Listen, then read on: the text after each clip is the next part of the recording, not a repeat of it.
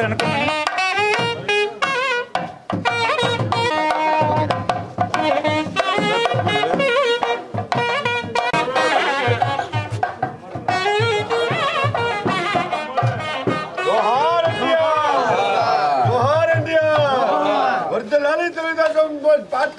వెనక వస్తుందా?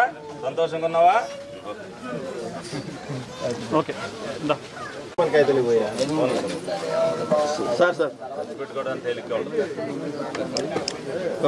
నిదానంగా బాగు చేస్తాం తెలిసిందా. అన్ని మిగతా రేట్లు అన్ని తగ్గుతాయి. ప్రభుత్వం ఏదన్నదో అవన్నీ జరుగుతాయి తెలిసిందా.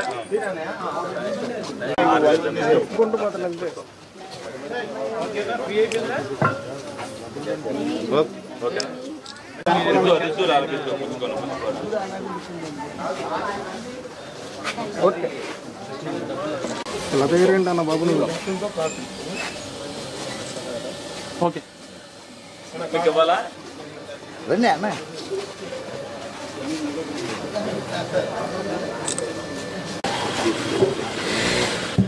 వెనక రాలా బాబు ప్రొఫెషనల్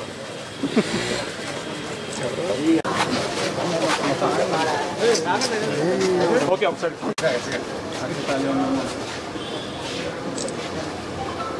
ఓకే చూడండి బయట బాగుంది కానీ ఒకసారి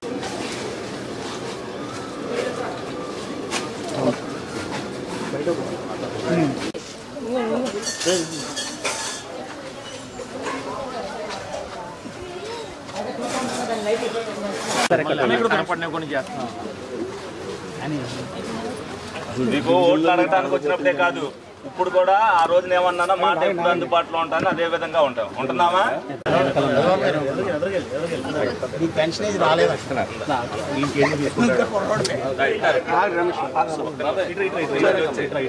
తల్లి ఒకసారి 9 మీ అందరికి ఇచ్చేసి వెళ్తారు. ఓకే అమ్మా, ఇంకోటి అంటే ఉండి అయిపోయినాయా? ఓకే కాగితం చూపించుకో, డబ్బు చూపించు.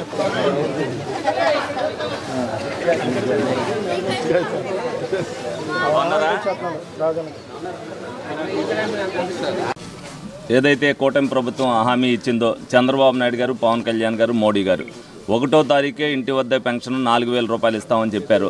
మరి 2వ నెల కూడా అందరికీ ఇంటి వద్దే వెళ్ళి పెన్షన్ ఇవ్వడం జరుగుతుంది. అందరూ కూడా ప్రజా నాయకులు కానీ ప్రజాప్రతినిధులు కానీ ఈ కార్యక్రమంలో పాల్గొనాలని చెప్పారు. ఎందుకనంటే ఎలక్షన్ ముందు ఏదైతే ప్రజల్లోకి తిరిగి ఒక మాట ఇచ్చామో ఆ హామీ నిలబెట్టుకుంటున్నాం అనేది ప్రజలందరికీ తెలియాలనే ఉద్దేశంతో నేను చెప్తున్నారు. ప్రజలు చాలా సంతోషపడుతున్నారు. తప్పనిసరిగా కూటమి ఏదైతే అన్నదో అదే విధంగా ఇస్తున్నందుకు వాళ్ళు ఆనందపడుతున్నారు. అలాగే నిదానంగా ఒక్కొక్కటిగా హామీలన్నీ కూడా నెరవేరుస్తారన్న నమ్మకం వాళ్ళలో ఉంది. తప్పనిసరిగా ఏదైతే ఉచిత బస్సు ప్రయాణం కానీ అలాగే ఏదైతే గ్యాస్ బండ్లు 3 ఇవ్వడం జరుగుతుంది అనేది అవన్నీ కూడా ఆన్లైన్లో ఆగస్టు 15 తర్వాత అన్నీ కూడా జరుగుతాయి. ఒక్కొక్కదానికి ఒక్కొక్క ఆన్లైన్ సిస్టమ్ పెట్టారు. దాన్ని అందరికీ కూడా వివరించడం జరుగుతుంది ప్రతి ఒక్కరు కూడా. ఎందుకంటే కూటమి ప్రభుత్వం వచ్చిన తర్వాత ప్రజలు ఏ విధంగా బయటకు వచ్చి తిరుగుతున్నారు అనేది. ఎందుకంటే అభివృద్ధి విషయంలో పూర్తిగా కుంటుపడిపోయింది. దాన్ని ఒక్కొక్కటిగా లైన్ చేసుకుంటూ అహర్నిశలు చంద్రబాబు నాయుడు గారు నిన్న ఆయన నేను కలవటం జరిగింది.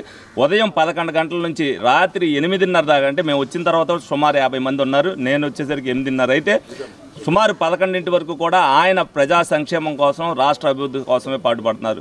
ఆయన ఈ వయసులో కూడా ప్రజా సంక్షేమం కోసం ఏదే విధంగా అయితే తెలుగుదేశం పార్టీ, జనసేన, బీజేపీ పాటుపడుతున్నాయి. మనమందరం కూడా వాళ్ళకి సహకరించవలసిన బాధ్యత మనం ఉంది.